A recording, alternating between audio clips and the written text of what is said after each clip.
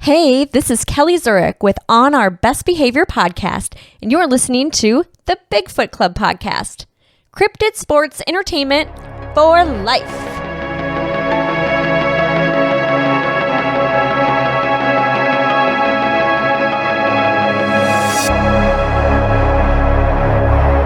Hey everybody, Bigfoot Club, Bigfoot Bob. I'm here with my nephew, Skookum Steven.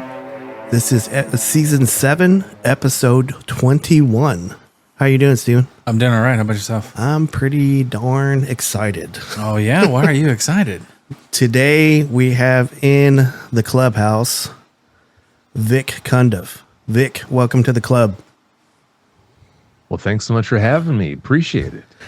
Hey, I was told by Matt Nat with Bigfoot Crossroads to ask you about the Vic Cundiff conspiracy. Uh-oh, here we go. I'm afraid to even ask. So he was saying that there's rumors on the internet or on the web about your voice being a AI voice. Oh, I'm just a computer. You didn't know that? I'm not a real person. That's awesome. I thought you knew that. No, I didn't know that. No. Well, it does sound very calm and very relaxed. Yeah, thank you. Yeah, I was gonna say you have one of the calmest voices. If I'm ever having a anxiety attack, I just listen to your show Or give them a call. Yeah, and your voice is very calming and very soothing. Yep. Well, thank you. It's funny you say that. It's funny Matt said that because when I was on his show the last time, I think I was on there one time before, I actually had COVID. And because of the COVID I had, I took some medication that, unfortunately, one of the side effects is it makes your voice go away. So I sounded like a mouse when I was doing Matt's show. And really? People were leaving comments. Well, thank goodness we found out how Vic really sounds. And I'm thinking, oh boy, it never ends. Right. Yeah. It's like he changes his voice all the time. It's a mouse, and then it sounds like a relaxed radio guy, and yeah. Yeah, definitely.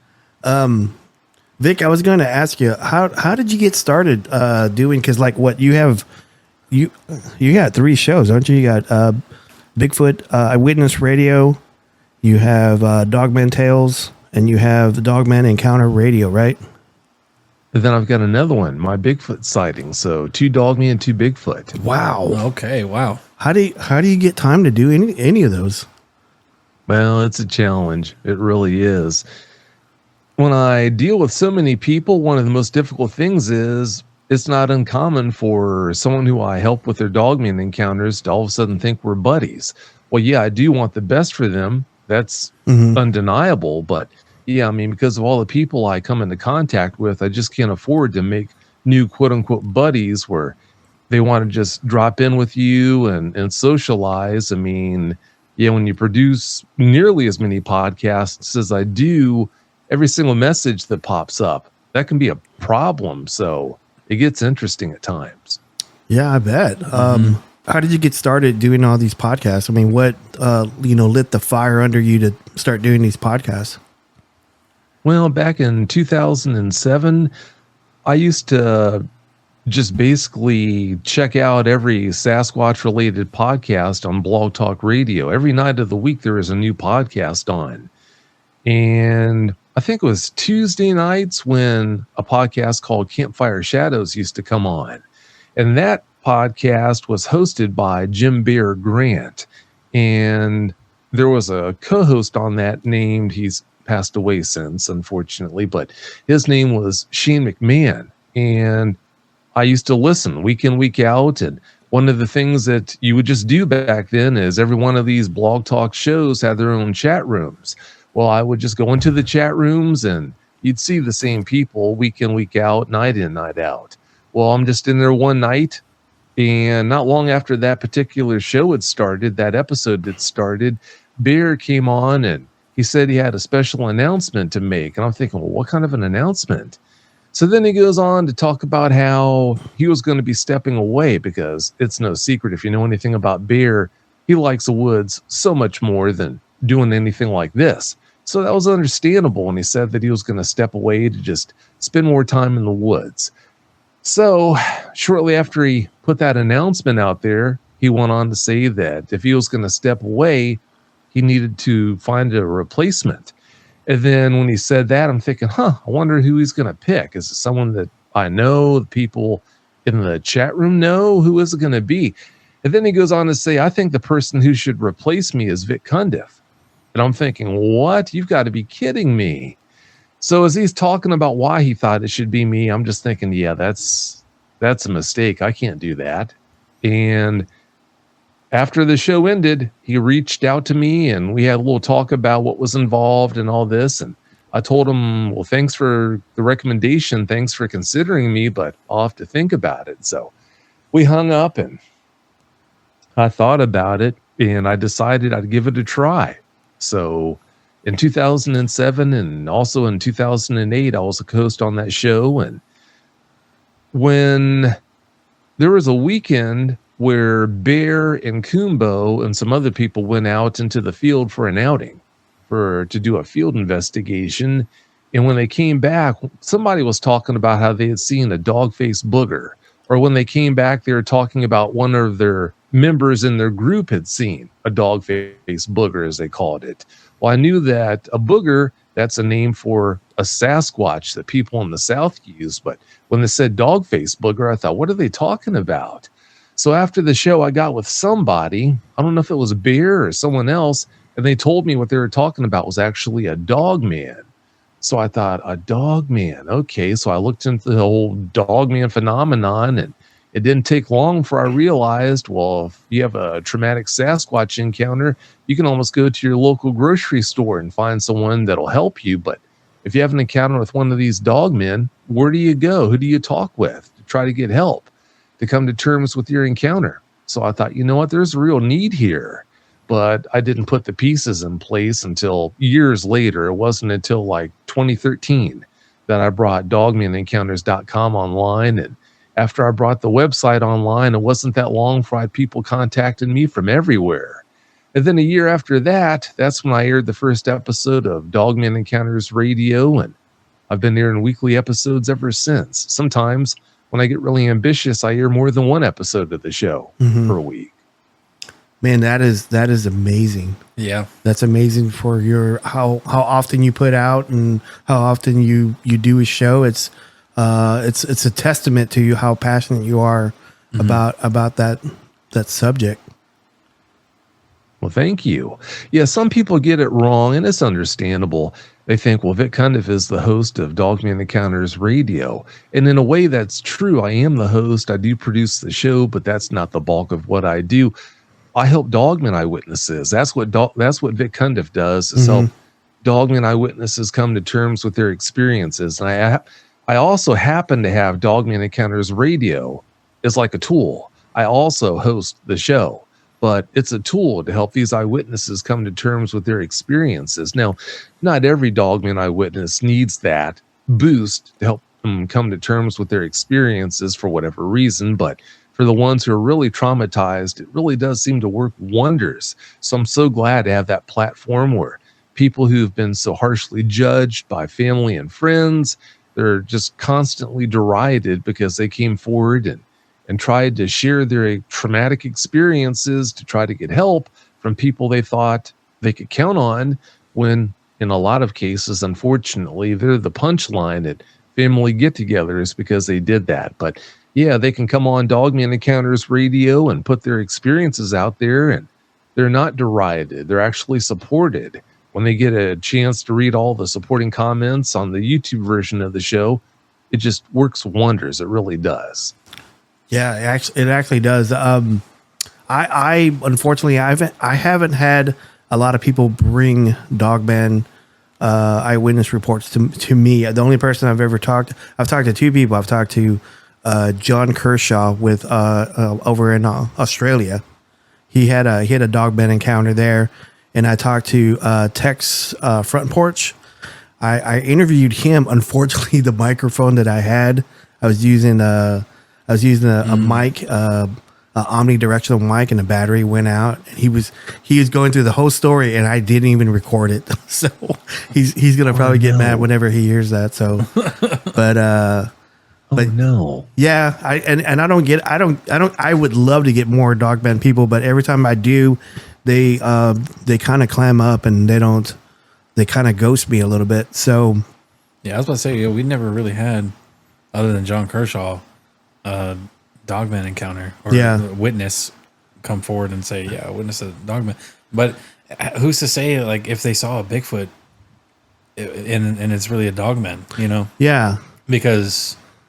Like, do you get that a lot, Vic? Where like they're not sure because they just see like a smudge in the woods or in the background, and they can't see the ears if it's a Dogman or the snout or anything like that. They just see a huge creature and it's growling at them. Who's to say is it a Dogman? Is it a Bigfoot? Like, how do you interpret or determine which one they witnessed? Well, as far as helping people, I don't help people who don't know for sure definitively that they saw a Dogman.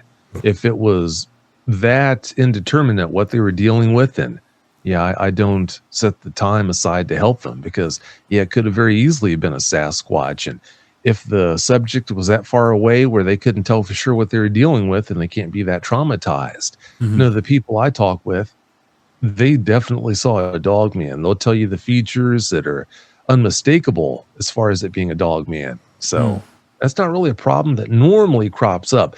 I do have some people when they go to the website dogmanencounters.com who don't read the instructions above the report that they would need to fill out and submit for me to contact them about a Dogman encounter, where the instructions clearly state that unless you definitively saw a Dogman, please don't submit a report. Of course, you've got people that don't even read that, and they tell you that they heard some strange sound in the darkness, so I need your help, Vic. Well, I can't help you. You didn't definitively see a Dogman. Yeah, that problem does crop up, but not all that often anymore. I wanted to ask because number one, I don't know that much about Dogmen, but I'm very intrigued by it. What types of Dogmen are there? I mean, because I've heard you said on your show that there's different types, correct? Yeah, well, there are two main categories. I call one category with Dogmen that have a digitigrade style leg structure where they stand on their toes like a dog would. I call those Dogmen canine type Dogmen. And then there's another big category Tim Kumbo Baker named. They're called type 3s. Well, canine type Dogmen are by far and away the most commonly seen type. But within both of those main groups, you've got subcategories. There are a lot of variants to the canine type. You've got a lot of variants underneath the type 3 category. As far as canine types, I mean, there are probably 8, 9 that I can think of right off the top of my head. Different looks, i.e. variants. You've got some canine type Dogmen that look as unassuming as a timber wolf that can stand up on its back legs and walk around bipedally.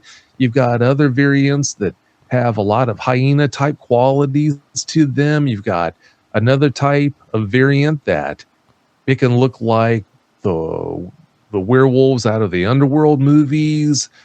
Another type looks more like the werewolf from the movie Van Helsing. You've got another type that looks even more monstrous than that, like a werewolf out of your worst nightmare. You've got other variants too. Some have short arms that they hold up like a T-Rex when they walk around.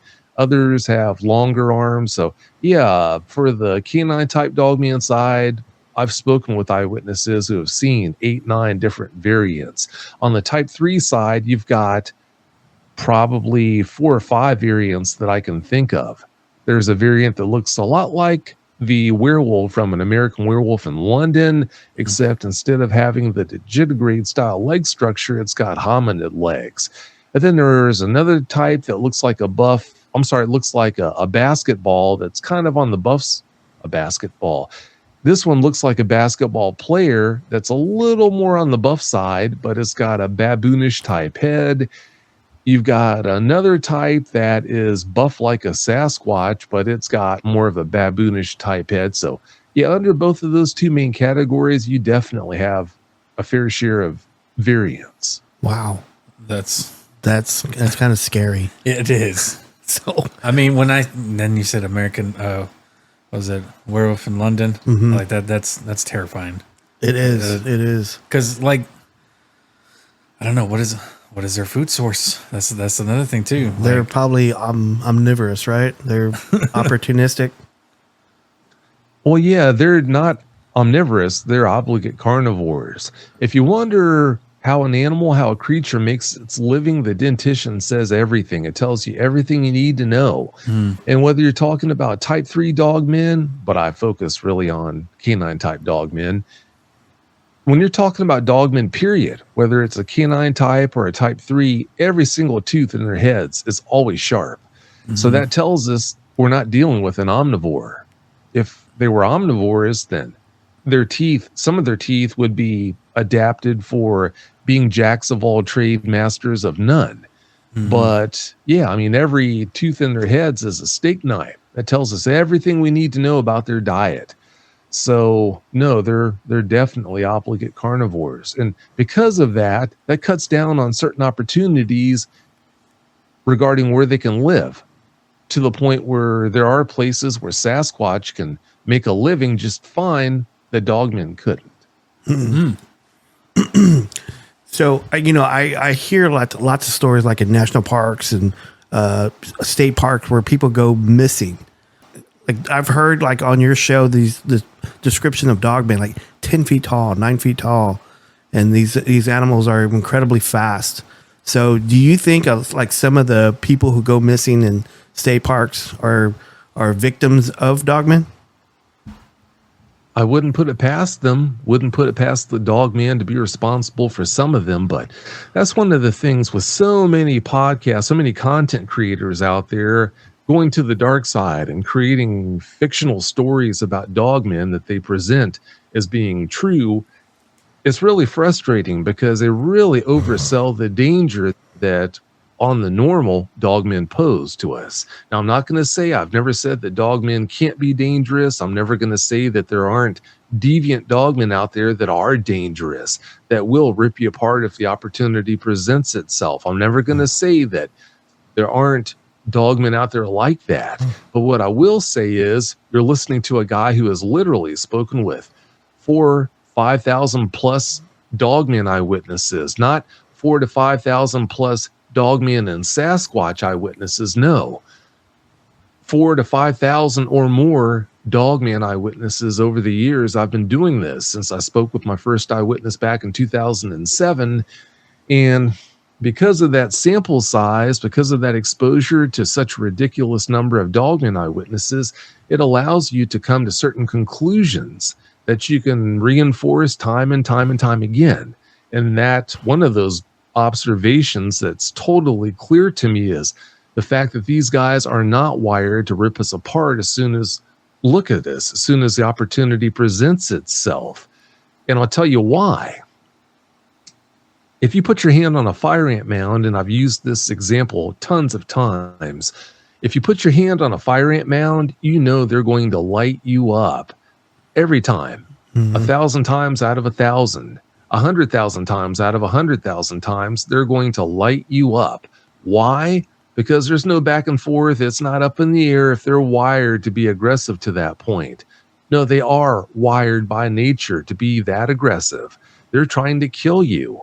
Well, with dogmen, if they were that dangerous, if they were wired to kill us as soon as the opportunity presented itself, then why are you listening to a guy right now who's literally spoken with thousands of people who are caught dead nuts to rights by dogmen that let them go, let them leave the encounters that dogmen, these people encountered, forced to happen? Why did those dogmen allow those eyewitnesses to leave those encounters without a single scratch? Now, again, that's not to say that some people who have encountered dogmen haven't been killed by the dogmen they encountered. I'm never going to say that because I'm sure a lot of people have been killed by dogmen that they encountered. But by and large, it's obvious that they're not wired to rip us apart, to kill us as soon as the opportunity presents itself, due to the aforementioned example that I laid out. If they were wired to kill us as soon as they had the opportunity, no one would be coming forward to talk about an encounter they had where they were caught dead to rights by one. I mean, these things are so physically capable, so superior when it comes to the physical abilities they have compared to ours, that you're never going to get away from a dogman unless they're really, if you're talking about true extenuating circumstances, you're never going to be able to get away from one of these things in the woods.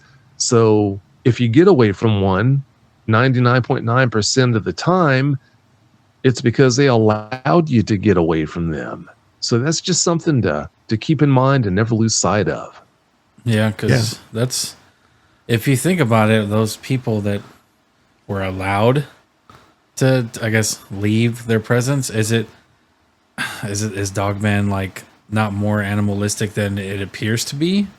Does it have like a moral? I wouldn't say moral, but intelligence. Like, you know, you're obviously scared, and my presence alone is scaring you, which he's probably doing it on purpose to push him out. You know what? Like, it makes me wonder if it's an intelligent creature that's not prone to its like animalistic ways, especially as an appearance as a dogman. If that makes sense. Oh, that's the thing. It's all too, what's one of the many things about them people get wrong. It's all too easy to look at them and look at how monstrous they can look and think, okay, yeah, they're physically superior to us in so many ways and they're so formidable, but they must be dumb.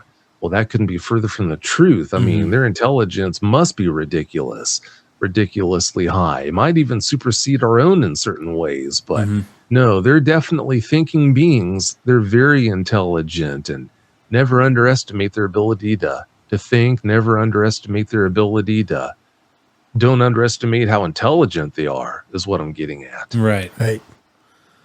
Vic, I'm sure you've talked to all these sighting reports that you've gone through.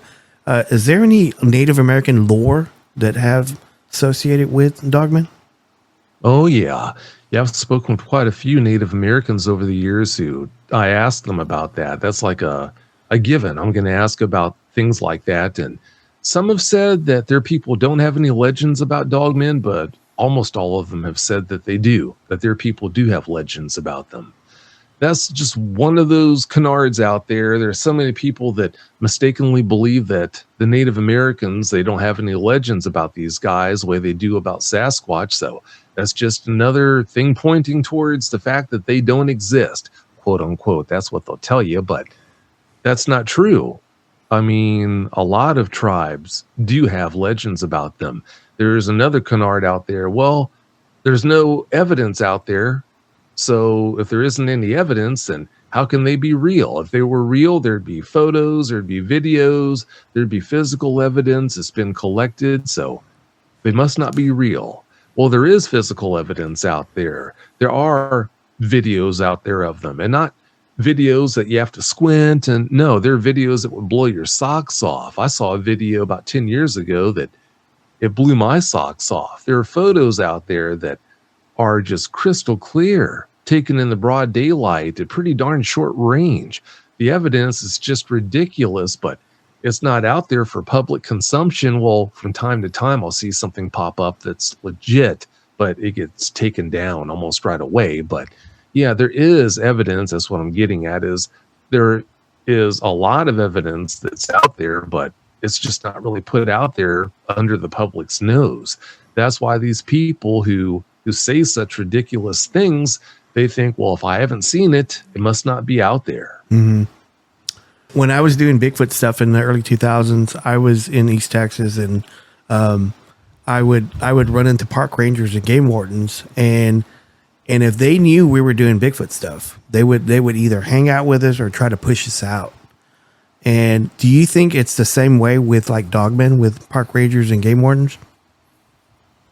Oh, yeah. If you think the government doesn't want the public to know about Sasquatch being out there, definitively, yeah, multiply that times 10 or 20 when it comes to dogmen. The government most definitely doesn't want the public to know that, yeah, dogmen, something that looks like a giant werewolf, could very easily be in a forest near you, because guess what? Those guys actually do exist. The government doesn't want any part of that cat getting out of the bag. Mm-hmm. Interesting. I know, like, I haven't listened to your whole library, which I'm going to do, but it's going to take me years. But is there any stories of Bigfoots and dogmen either collaborating or fighting or coming across each other? Oh yeah, plenty. One thing that makes it difficult is that's like a low-hanging fruit for people who want to make fictional stories about dogmen, is to make up a story about dogmen fighting Sasquatch. So there are a lot of stories out there like that aren't true. It's just creepy pasta. But no, there are quite a few stories that seem to be legit about dogmen and Sasquatch fighting. So that's how it normally seems with these two. It seems like they normally mix like oil and water, but there have been credible eyewitnesses too I've spoken with over the years who have talked about seeing these two together and apparently getting along. So it doesn't seem for the most part like there are any hard and fast rules when it comes to these guys. Yeah, because I can imagine, like, whatever resources are in the area, whatever game is moving, if it gets deplenished, then they're either going to fight or either move on to another territory or something. Yeah. Oh, yeah. Well, what happens is it seems like most of the time when these two live close together, there's normally some kind of a feature that separates their territories. It seems like there's normally like a creek or something else, a highway that separates our land from your land. And then that seems to help keep the peace. You know what they say about fences, making good neighbors? Well, it's kind of like a quasi fence. But like I said, in my early days of doing this, I thought that's how it always was. But as time went by, I had more and more credible people come by or come forward and tell me about how maybe they've got a property way out where they have a dogman and Sasquatch on their property that seem to get along just fine. So, yeah, that's not always how it is. Sometimes they do get along, apparently. Wow, that's a first time. I would think that they would, yeah, like, territorial, I guess. I yeah. don't know. Because Vic, because I've been to East Texas, I've been to Oklahoma, Arkansas, Louisiana, I've been to Ohio, different other states, and like I've always been interested in Bigfoot, and so I'm almost trying to think. I said, man, have I had it? Like, I've never seen like a Bigfoot or anything like that, but I've had encounters where I've had things thrown at me or rocks thrown at me or screamed at or growled at. I'm starting to think now. I said, man, maybe I had a dogman and I just didn't even know it, or I've had, I didn't see one, but I could hear it, or they were growling at me. So now I'm starting to, because as I start listening to your show, I hear all these eyewitness reports and how this dogman approaches people or how they come into contact. So now I'm starting to think, so man, I wonder if I even had a dogman incident or something. So, wow. Yeah, you just might have. Just might have. I like the fact that you have to wonder. The problem is when people don't have to wonder, when one of these guys gets up in their face and unfortunately does all sorts of things that traumatizes the dickens out of them. Yeah. I mean, it would definitely work. Like if we saw that, like, oh, that is not a Bigfoot. Yeah. That is a dogman. I mean, because I've got screamed at so loud, Vic, that my whole chest was like vibrating. That's how loud, and it sounded like it went forever whenever I got yelled at, and I go, man, like this thing's pissed. Mm-hmm. So, I wanted to ask, is there? Because I know, like, whenever I was doing Bigfoot stuff, I don't do a lot of Bigfoot stuff anymore. Whenever I was a researcher, I don't do it as much. I'm mostly podcasting now, but whenever I always noticed that Bigfoots, they had a tendency of moving through like a heavily wooded county. Like they'll go through electrical right-of-ways, gas right-of-ways. Do you find that similar to that? Do dogmen do that as well? It doesn't seem like dogmen focus on taking the easiest path of travel nearly as often as what Sasquatch do. Do they do that? Maybe they do. It would make sense, but it does seem like they stay more off of the beaten path than what Sasquatch do. Because I have this, because there's the theory that that Bigfoots, they do infrasound. That's the theory. I don't. It's conjecture to me. There's not enough data to prove it, but there's like so much rumors about that. And because Steven and I, we always believe that it is our theory that Bigfoots use electrical right-of-ways and gas right-of-ways as a weapon to charge up to get fear into people and to get them. Because I've had a couple stories of people just losing their mind, like in a gas right away, when they think they see a Bigfoot and they just run out and like a regular hunter that's careful about shooting his weapon. And this one guy was running out, he was just shooting over his head, like running out and stuff. So just wanted to see if you had any paranormal type of incidents with dogmen. Oh yeah. Yeah, there aren't any, well, there's no lack of very credible eyewitnesses who've reported seeing things that definitely fall on the woo side of the line. Mm-hmm. Disappearing into apparently portals and doing all sorts of things that just defy any explanation that you could use to explain away how they did what they did using normal physical real world explanations, I guess you should say. So yeah, they definitely do that too. It's not just a Sasquatch thing. Okay. That's interesting. That is interesting. I studied under Luke Gross is my mentor, and he used to always tell me, like, if you're, don't go looking for Bigfoot, just do what you normally do in the woods and just talk. And usually if there's one there, and there's usually probably like a second one, or, they kind of flank you a little bit. Are dogmen similar to that? Do they run in packs? Well, keep in mind, we're talking about large obligate carnivores. It seems like occasionally you'll have them come together in numbers, but that's got to be the exception instead of the rule. And I'll tell you why. Mm-hmm. If you think about the daily caloric requirements of an obligate carnivore that's 1,000 pounds or more, I think they can get up to be 2,000 pounds. I mean, the big male can be 12 feet tall. So when you look at their daily caloric requirements, think about how quickly they would deplete the resources in any given area if they made a habit of staying together instead of by themselves. So yeah, again, like I said, do I think that they come together from time to time in numbers? Yeah, I do. Don't know why, but I think they do. There have been credible eyewitnesses who've reported seeing that.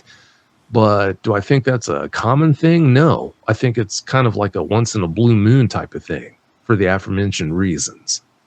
Yeah, because I was about to ask, like, has there been any witnesses that spoke to you and then they had, like, because whenever you see, we've had like witnesses say like they've seen a Bigfoot and they can see its features of if it's a male or female. Okay. So I didn't want to go bring that into it, but has there been like a witness that said like I think this was a female, or I think this was definitely a male? Has that ever? Have you ever came across a witness that said something like that? Oh yeah, definitely. Yeah, we've had eyewitnesses come on and talk about seeing females where you see the pronounced breasts and everything. There was one lady, she's been on the show several times. She talked about this female that she saw. She actually came up with a name for the female. She calls her Ember. So yeah, it's not just her. There are other eyewitnesses. Kirk Stokes, he's a very well-known Sasquatch researcher, dogman researcher. He's seen female dogmen also. It's not just those two. There are quite a few others I've spoken with who have seen females. So yeah, they're out there too. Wow. See that for some reason I don't know why. Yeah, for some reason, Vic, we always get stories like on Bigfoot Club on Bigfoot Schlong. Yep. Why, but we do We get people who say, "Yeah, I saw a glowing one too." Yeah. And it's just, we're just like, wait, what? Like, so it's definitely, I don't know. It's good to know that it's because when you hear Dogman, you're like, oh, it's a man, Yeah, or it's some type of it's a male feature. But yeah, that is the first I've heard of a female Dogman. That's awesome, dog woman. Vic, Yeah, what was? that's what I called them. Go ahead. I'm sorry, Vic. Oh no, I'm sorry to interrupt you. No, I was just saying, that's what I call them, a dog woman. Dog woman, yeah. I love that. That's awesome. Dog woman, yeah. But what's the earliest story of a Dogman? Well, the first documented Dogman encounter was in 1887 in Wexford County, Michigan. So, yeah, I mean, that goes way back, obviously, way back to the point where you'll find some quote-unquote Dogman experts. There is no such thing as a Dogman expert, obviously, but you'll find people who seemingly think they are, who will talk about how they've got every answer. One of the answers that they have is to explain away their existence is to say that our government created them. That's why dogmen are out there. The government created them. Well, I do think that explains why some dogmen are here, because I think the government did create some dogmen. But if you think about it, way back in 1887, no one had anything approaching the technology to do anything like that. So how do you explain that? I think you've got some dogmen that are naturally occurring creatures out there in the woods trying to scratch out a living, pun intended. And then I think you've got some that actually were created in a test tube in a government laboratory. You might have others. It would appear this is the case, that you do have others that are spiritual beings. Some might be aliens. It's really hard to say definitively what they are. It's almost easier to possibly say what they aren't. Right. Is it not crazy to think that there's even a kind that is a crossbreed between a Dogman and a Bigfoot? Well, it's too much of an apples and oranges type situation there. Yeah, I don't think there's nearly enough in common between those two for them to do that. But if they are spiritual beings, then who's to say what they can't do? So all I can do is guess on that. Well, yeah, no, like it just the whole Dogman thing is just it's like you said, it's very interesting. There's a lot of, there was a lot of what's the show I'm thinking of? It's not These Woods Are Haunted, but there was this one where like this family was getting attacked by like a pack of Bigfoots. Yeah, I think it was on that. It was like a pack of Bigfoots, but that when they were showing the I guess their shadows, they had like real tall ears. Yeah. And they had snouts, and I was like, and they kept saying Bigfoot. Like the parents or the family was like, yeah, it was a huge Bigfoot, and we were looking at each other. I was like, I think this is a pack of Dogmen. Yeah. And I can't remember the name of the show, but I think it was These Woods Are Haunted, because they were in the woods. Like I think they were camping. Yeah. And they took a walk, and I can't remember which one, but we were looking at each other. I was like, I think this is Dogman. Yeah, I don't recall the name of the show. This was years before we were even like thinking about talking about Dogman on the podcast. Yeah, so it's I can't remember. I think it was probably These Woods Are Haunted. But Vic, I'm sorry, you probably don't even know that one, right? I'm sure I've seen it. I've seen every episode of shows like that, but yeah, that one doesn't ring any bells. Yeah, it's just like I can't remember how many it was, but I'm just super intrigued by Dogman. I just love it, and I'm gonna probably start consuming more of it now. So since we had John Kershaw on here, like his encounter, right? We were like, yeah, that is interesting. Because Vic, did you have John Kershaw on your show? I did, years ago. Okay. Yeah, because he showed us his it was a video, right? It was a still shot. Still shot. And yeah, that's it was him, and I think Yowie Dan went to go investigate. They wanted to, I think they measured from where this Dogman's head was sticking out of the bush or tree or something like that. But yeah, because there's not a lot of Australian Dogmen, right, Vic? Or am I guessing that? Or Oh, no, there have been eyewitnesses from Australia also. I've had several on the show. And yeah, there have been others who have contacted me that I think didn't want to come on the show. Right. But no, they're definitely down there too. Wow. Yeah, understand something. I've literally spoken with Dogman eyewitnesses from every continent except for Antarctica. So they're all over. Wow. Imagine getting one from Antarctica, though. Like, that would be interesting. Yeah. Man. Vic, is there a Dogman? Because I know you've talked to lots of people and stuff like that. Is there a Dogman incident that just sticks out on you that just you want to share or you can just shortly talk about? Wow, that sticks out. To understand, I mean, I don't bat an eye if I have 3-4 Dogman eyewitnesses contact me in one day I've never heard from before, and some days I've had as many as 7 or 8 brand new encounters come in. So, I mean, the volume I've dealt with over the years, it just makes the details run together from one encounter to the other. So it's really hard to point to one and say it stands out. Okay. One that I have shared on other podcasts before that I know the details well enough, they're straight enough in my head to share, is one of the creepier ones that has happened that's been shared with me. And that happened, well, the guy who told me about it back in 2007. That was the first eyewitness I spoke with about a Dogman encounter. Well, he was home alone because his wife was out having a night with the girls. So he had the house to himself, and he lived right by the border of the LBL, the Land Between the Lakes National Recreation Area, for people listening who don't know what the LBL is. Well, he was just laying up in his bed. It was a 2-story home. He was laying up in his bed watching TV, and it was pretty darn late. So it was just him and the dog. Well, he was laying in his bed, but all of a sudden, he heard this strange sound in the house that he couldn't identify. So he thought, okay, you know how it is. When you're home alone, it's late at night, the house will settle, it'll creak, the wind blows, whatever. He just brushed it off. Well, a short time later, he heard that strange sound again. So when he did, he just laid there, still just listening. Nothing. Okay, well, focus back on the TV. Well, shortly later, not long after that, he heard that strange sound again. So he muted the TV and just lay there listening.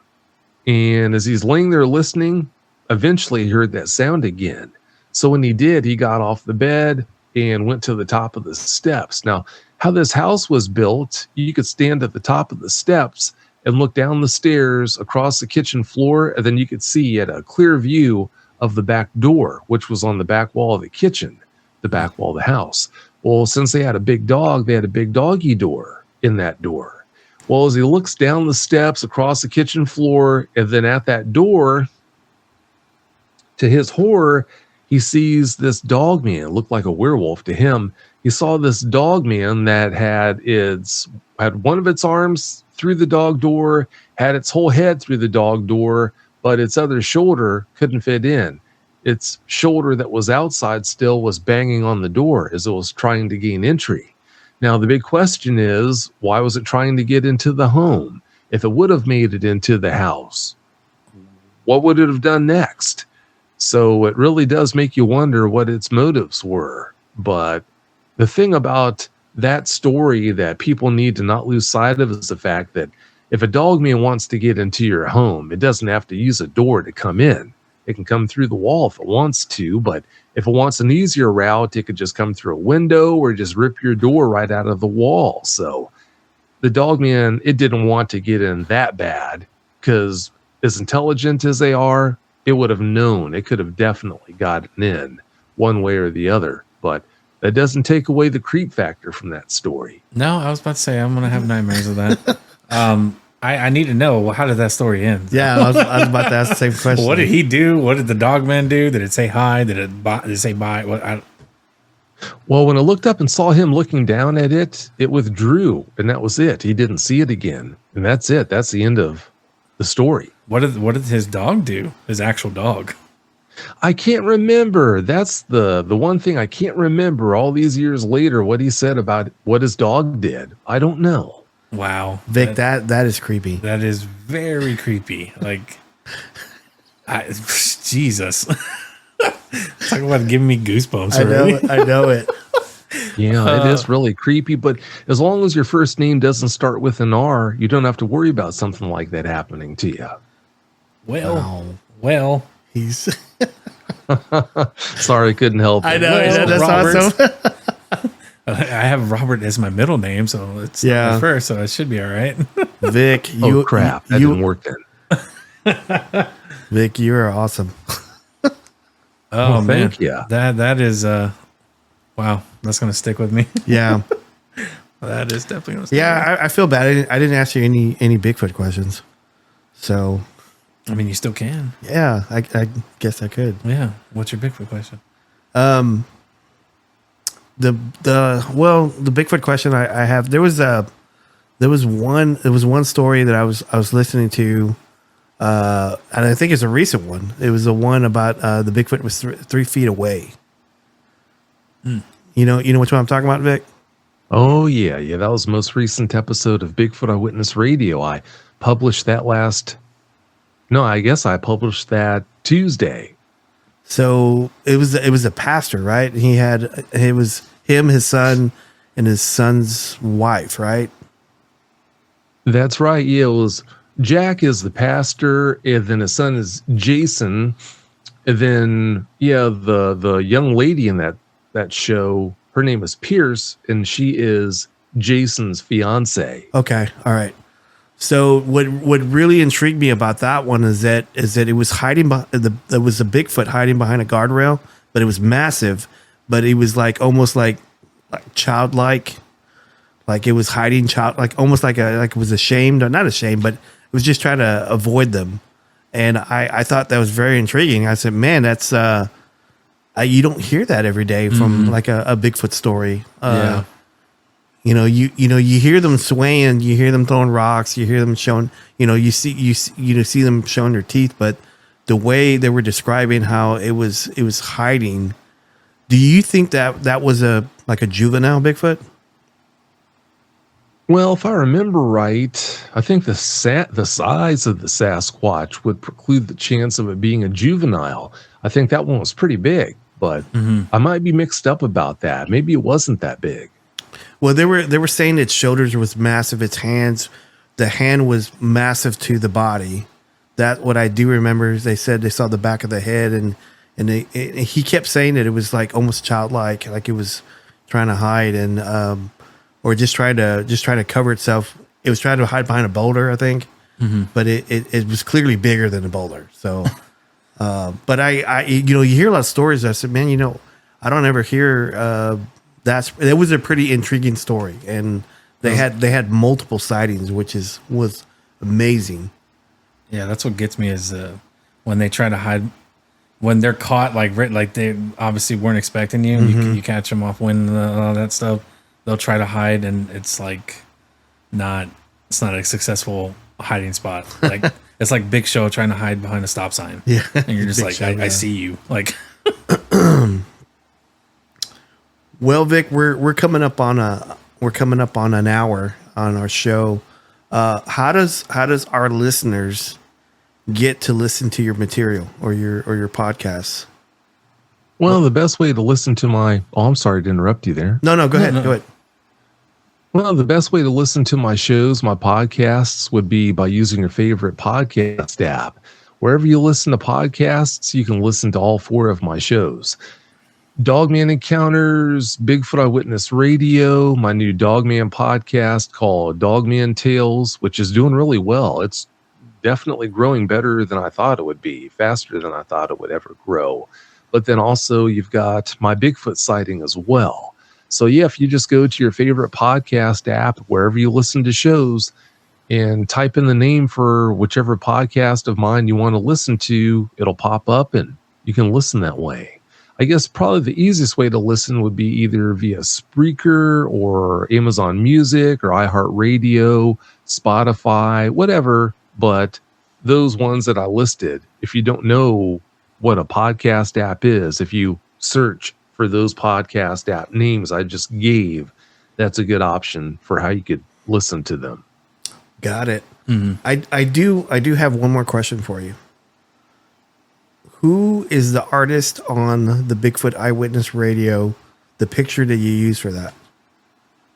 Oh, that is Chris Chin. Chris Chin is an illustrator that he created that illustration and a lot of the other illustrations that I use on Dogman Encounters for me. Really talented, really nice guy. It's been years since I spoke with him. I need to track him down and catch up with him. But yeah, Chris Chin is a gentleman. Because I post a bunch of stuff on my Bigfoot Club page, and I try to post the artists.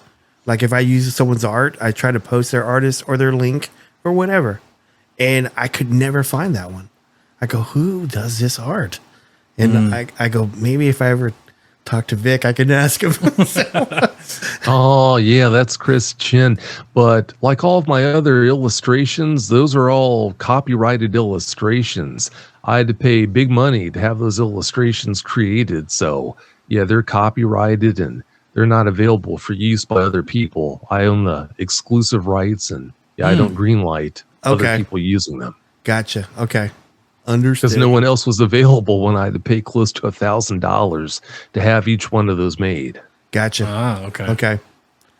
Vic, thank you so much. I just want you to know I'm a huge fan, and I just want you to know that. Well, thank you, but he's fangirling. Thanks over for here. listening to the shows, but yeah, I mean, like I told you before, there's nothing special about me.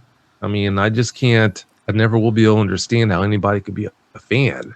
I mean, I'm no different from everyone else, but like I said, thanks for listening and following the shows. You know what I do like about your shows is that you every now and then you do like a statement before like the show. You say, hey, there's some people that lied to me about stuff, or you say, hey, there's some people who give their opinions about this show, but they generally it's not carried by Dogman Encounters Radio. And I love that about your show, because I imagine you can't control what everybody says all the time, and whatever they say, it could be different from your opinion, right? Oh, definitely. Yeah, it has happened several times, and I know exactly who you're talking about. The guest who came on and shared things that I definitely didn't agree with, but right. I mean, he's a guest. He can put it out there if those are his opinions. I just love that about your show, because our show is that we try to get people on our show that generally wouldn't go on a podcast. And I try not to do the regular people that normally do podcasts. So I try to get people on there. We do paranormal, we do Bigfoot. So yeah, we kind of try to get different people on the show all the time. But the last two was definitely touched Bigfoot. There's Bigfoot Knows Karate, and then Gianno Cromley. Gianno Cromley did American Mythology. Yep. A really good book. But anyway, Vic, thank you so much. I'm going to try to put this out tomorrow for Halloween. So you're my Halloween special weapon episode. About the Dogman. That's good timing. Yes, sir. I'll put all your links on there too. So whenever for the show notes. Oh, thank you. No problem. And we'd love to have you back on. It's just we had a good time talking to you. So I was really, really happy. So I just want you to know that. So sorry. Well, I had fun. Thanks for having me. And yeah, I'll come back on. Okay. Thank you, sir. Appreciate you, man. We appreciate you so much. Have a good evening, sir. Hey, you too. Thanks, guys. We'll see ya. Okay. Good night. Good night. Night. If you are listening to us for the first time, thank you for joining us. If you are a regular listener, double thank you for your continued support. We appreciate every one of you, and your engagement means the world to us. To help us keep providing quality content, please take a moment to subscribe, comment, like, follow, and give us a 5-star review. Your feedback truly helps us improve and grow. If you have any stories you'd like to share, or any concerns you'd like to discuss, we would love to hear from you. Please email us at bigfootclub1@gmail.com.